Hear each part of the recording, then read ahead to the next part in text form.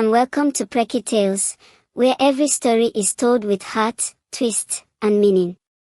If you enjoy stories that stay with you, please take a moment to subscribe, like, and leave a comment. It truly means the world to me and helps the channel grow. The market was barely awake. It was that kind of Monday morning that smelled like yesterday's rain and stale pepper soup. Plastic buckets scraped against the concrete. Taps flapped lazily above sleepy stalls. A rooster crowed nearby, confused. But in the middle of all this slowness, one stall was already buzzing like it was Friday payday.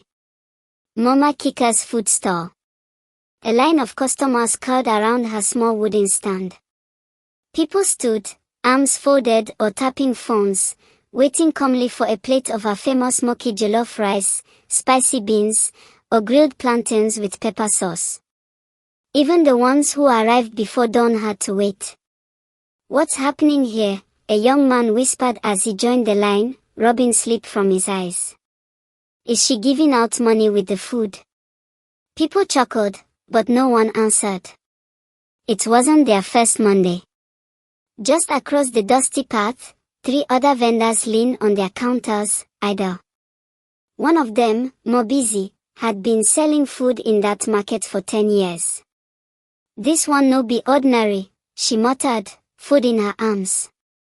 Her assistant, Tiga, sucked her teeth.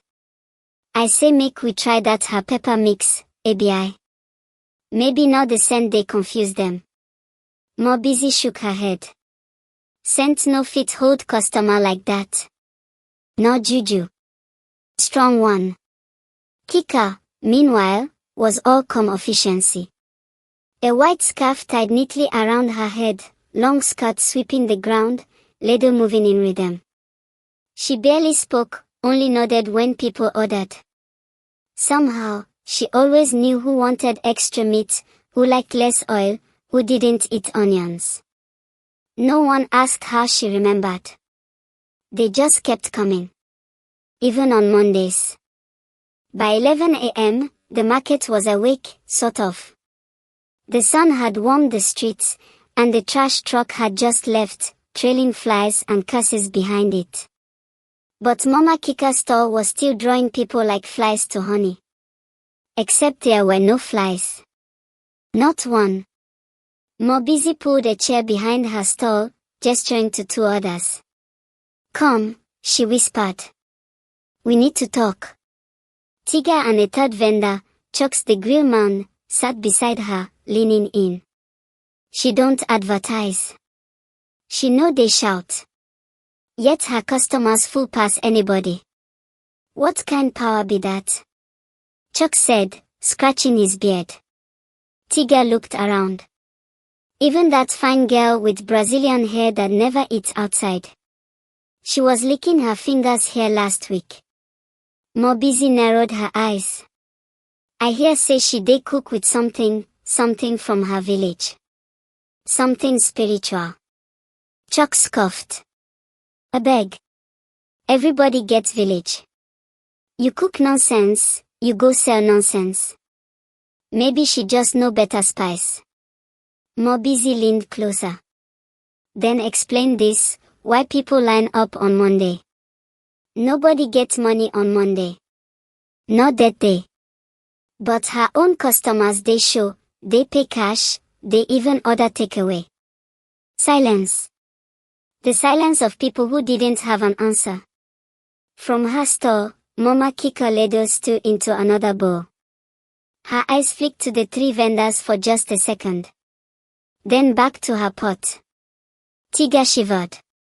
It started as curiosity. Tara was new in the market. She sold fried yam and akara just 2 stalls away. She was 24, sharp-tongued, with big dreams and a low bank balance. On Tuesday morning, while pretending to clean her frying basin, she watched Kika closely. Not just her food, but her movements. Her setup. Her customers. And then she saw something odd. At exactly 6:30 a.m., before anyone else arrived, Kika opened her stall. First, She cleaned the counters, then brought out her cooking pots. But before placing them on the stove, she took a small black bowl from under her table. Inside it, salt. Kika dipped her fingers into the salt and walked around the stall in a slow circle. She didn't speak, just moved quietly, sprinkling it at 4 corners of the stall, like points on a compass. Tara blinked. "Wetin be this?" she whispered to herself. No one else saw it. The other vendors hadn't arrived yet. The salt ritual took less than 30 seconds. Then Kika tucked the bowl away and began cooking. Customers started showing up 5 minutes later. Tara's frying pan sizzled angrily, but her eyes were on Kika. A growing knot sat in her stomach. Was it just seasoning? Or something deeper? Wednesday.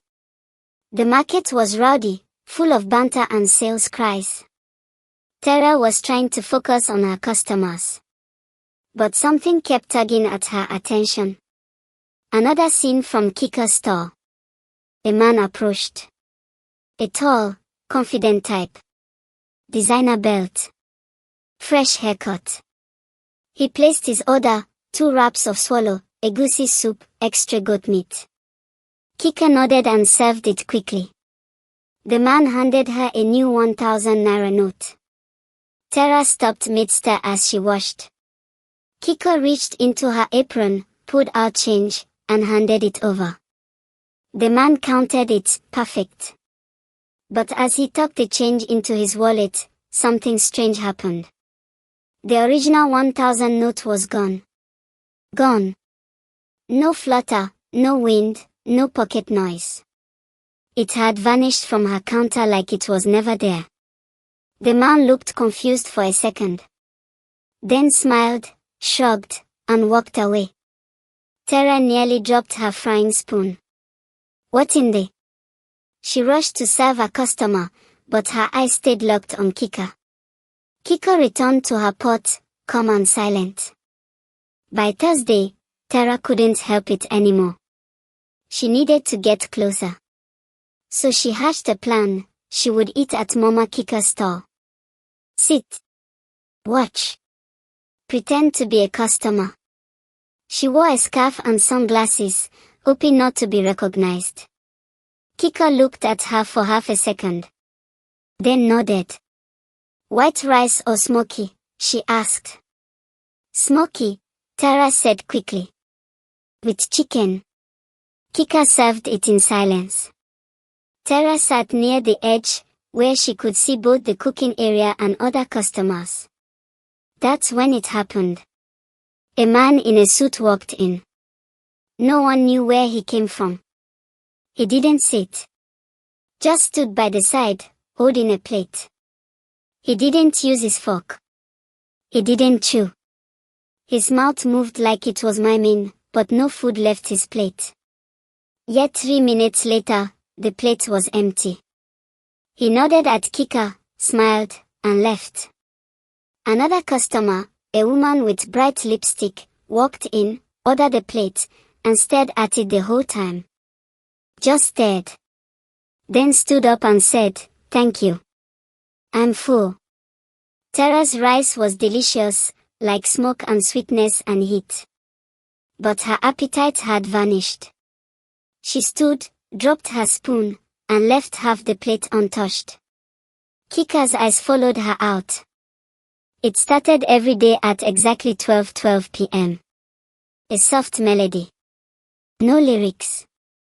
Just a low, haunting hum, like a lullaby trapped between dream and nightmare. At first, Tara thought it was coming from someone's transistor radio. But no one in the market had one, not anymore. Everyone used phones, and phones didn't play this kind of music. The strangest part. Every time the sound started, Mama Kika's customer line doubled. Store owners would poke their heads out to look. Someone always muttered, "This melody again." Every single day. How? A meat seller across the street whispered to Tara one afternoon, "I swear, when that song plays, My hunger just comes from nowhere. Even if I just ate. Tara frowned. Don't you think it's odd? The man looked both ways before replying, odd. Babe, it's scary. That song plays, and people just start moving toward her. Like they are being pulled. The next day, Tara came early. She watched her wristwatch like a hawk. At 12:11, she looked around. All normal. At 12:12, it came again. Not from a speaker. Not from a phone. But from beneath the ground. She dropped to her knees, pressed her ear against the concrete beside Mama Kika's store. The melody was clearer down there. It was deep, almost like it was coming through water, or from inside a well. Then, goosebumps. A second voice joined the hum. Not a harmony. A chant. I must be Milo. It means, the world must not take me away in Yoruba. He shot back up.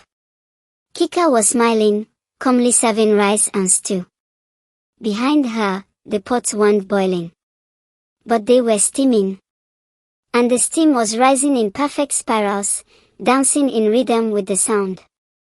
Tara cornered Jide, a teenage boy who once helped at Kika's store. He'd stopped coming 2 weeks ago. You worked with her, right? Tara asked as he stacked crates. Jide looked around. Shoo. Yes. Why? Tara leaned closer. What do you know? He hesitated, chewing his lip. I didn't leave because I wanted to. What happened? She made me leave. Said I asked too many questions. He glanced at the ground like it might bite him.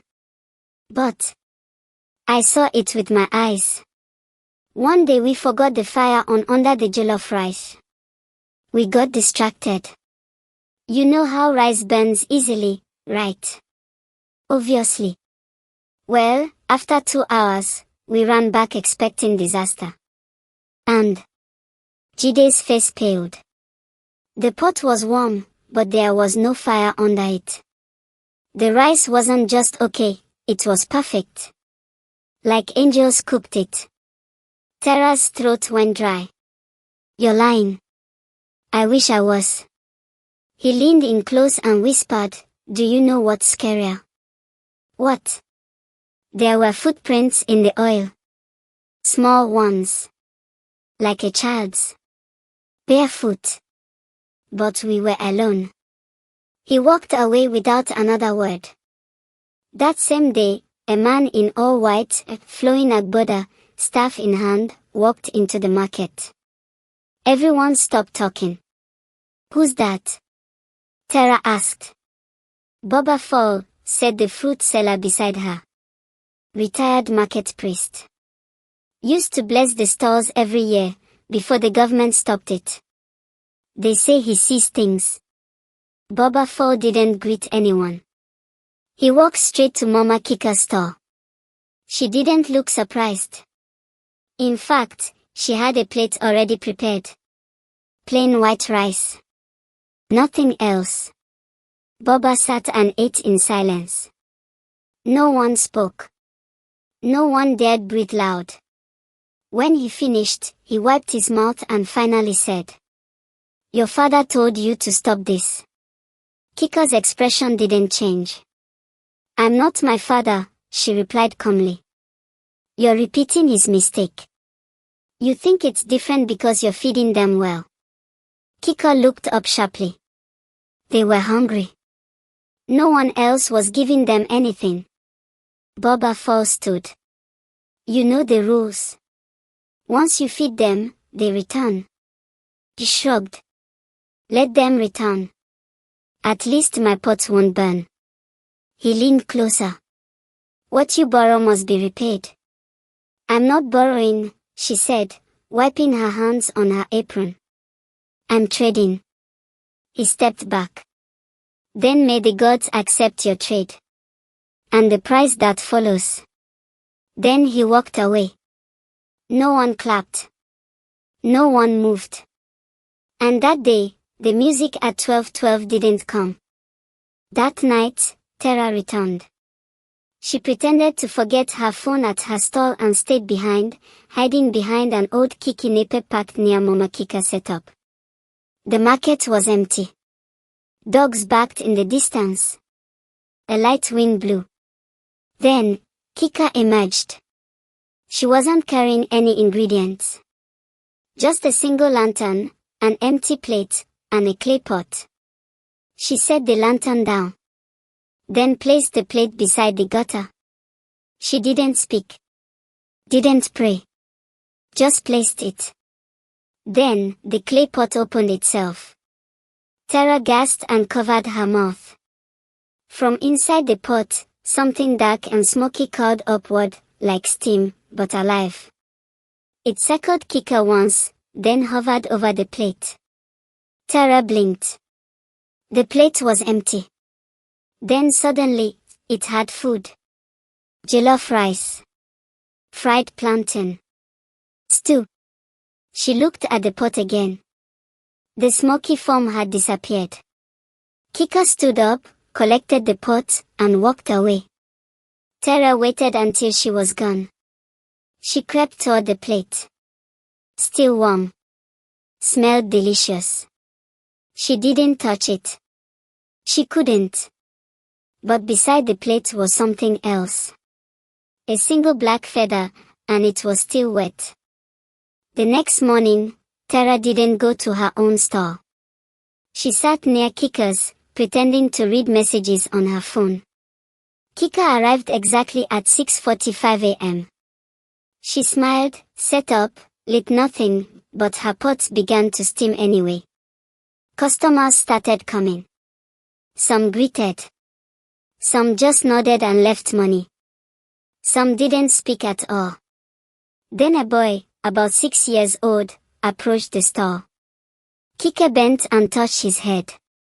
"No need to pay," she said gently. "You're just visiting." The boy took a plate. Tara watched him walk away. But the boy didn't sit to eat. He walked toward the gutter and placed the plate beside it. Then he walked away, humming the same tune from 12:12. Tara walked straight to Kika. "What are you feeding?" she asked. Kika looked at her. For once, her smile disappeared. "Not everything that eats needs teeth." Tara shook her head. "You're not just cooking for people, are you?" "No," Kika said. "But it keeps the street fed. Both sides." She turned back to her pot. "They were hungry long before you or I got here. I just made peace." The day started hot. The air felt thick, like something was watching the market from above. But it was just another Monday, and once again, Mama Kika's store was full before 8 a.m. Tara stood beside her own lonely bench, arms folded, pretending not to watch. Then something bizarre happened. A fly buzzed through the crowd. It swerved left and right, finally darting toward Kika's pot of jollof rice. It hovered for a moment, then stopped. Not landed. Stopped. Midair. Frozen. Tara blinked. The fly was completely still, wings suspended in motion like time itself had skipped. Customers didn't notice.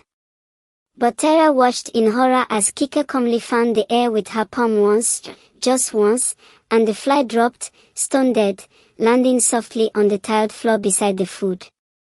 Then Kika turned and looked directly at her. No smile this time. Just a stare that said, "You see too much." Later that day, as Tara passed by, she heard Kika's soft voice behind her. "Even flies know when they're not welcome." Tara's stall had gone silent. Even her most loyal customers, Auntie Rose, Big Jonah, the Okada boys, had all stopped coming.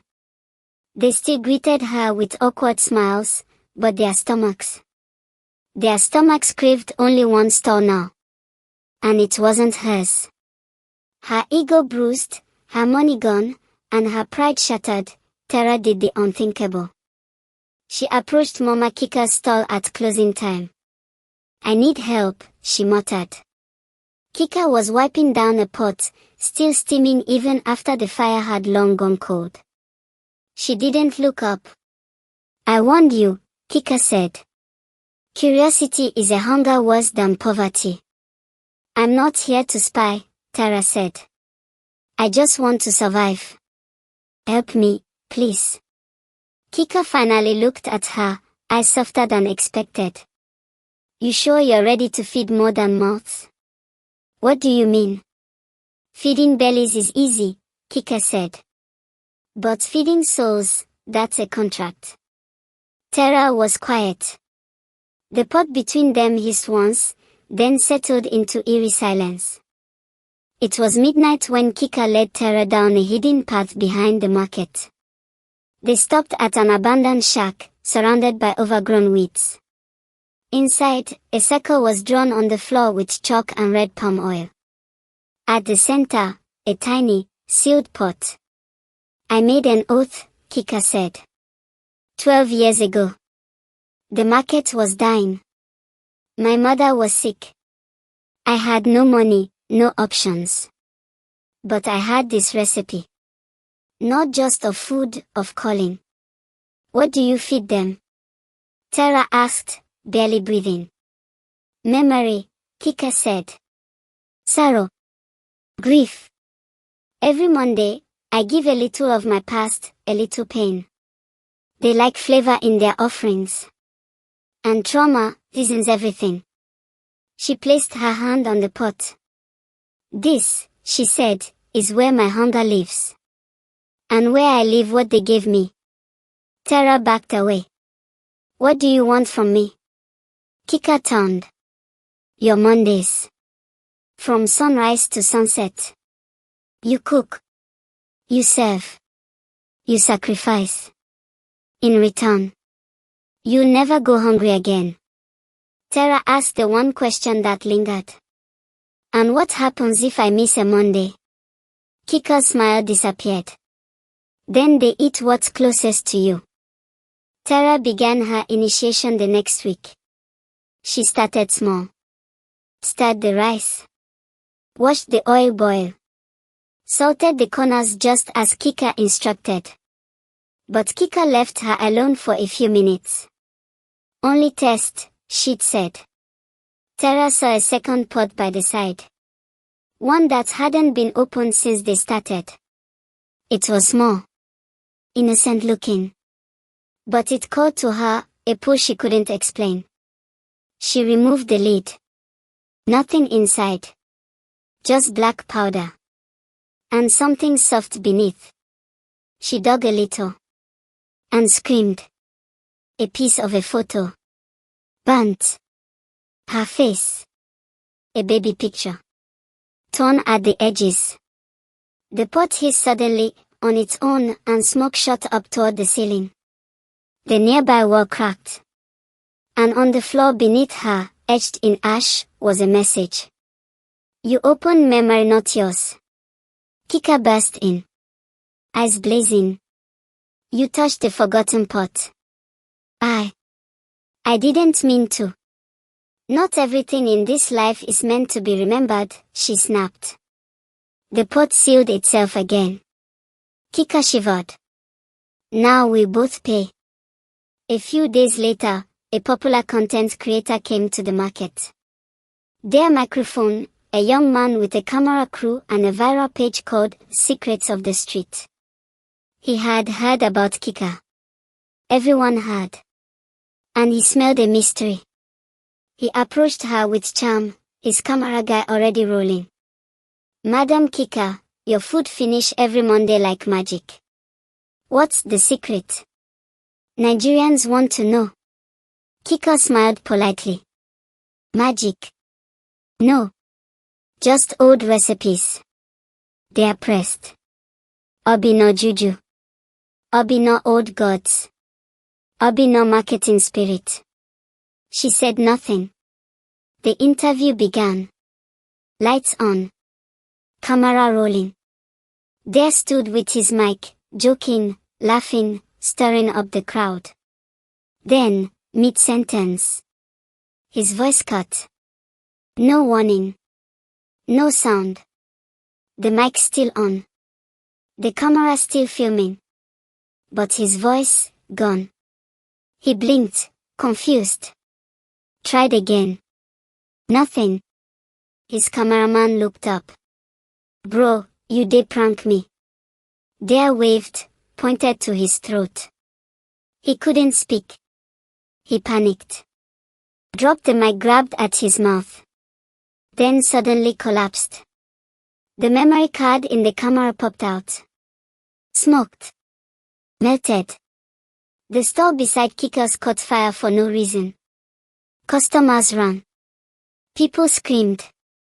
Kika calmly walked into her store, poured water on the fire, and picked up the pot. Whispered softly. No interviews. Monday morning arrived, but something was wrong. Mama Kika's store was closed. No fire. No food. No music. The other vendors whispered nervously. She had never missed a Monday. And yet, her legendary pot sat cold. The crowd that usually swarmed her was still there, just standing. Waiting. Like sleepwalkers. At 12:12, the usual humming song didn't play. Instead, steam rose from the gutter. Bola, a petty thief, thought he was lucky. He broke into Kika's stall and opened the pot. He didn't eat. He screamed. By noon, his hair had turned white. His skin pale. Eyes red. He kept repeating, I'm still hungry. Still hungry. No one could help him. Not even the priest. When Kika returned, she said just one thing.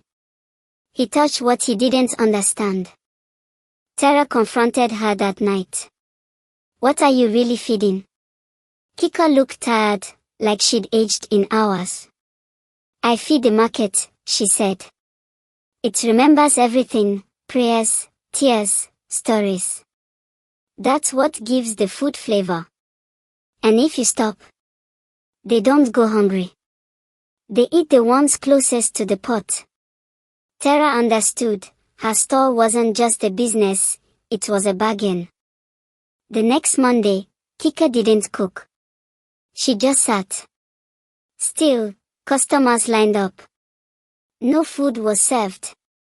Yet each one left saying, thank you. Terra was confused. You didn't feed them. Kika replied, not all hunger is in the belly. Then, she handed Terra the ladle. Next week, it's your turn. Kika vanished. No farewell. No trace. But on Monday, Terra arrived. She lit the fire. Salted the corners. Hummed the tune. And they came. They always come. At 12:12, the music returned, this time, in Terra's voice. 2 untouched plates sat near the gutter, steaming slightly. And in the smoke behind her store, someone always washed. The street, after all, never sleeps. It only waits.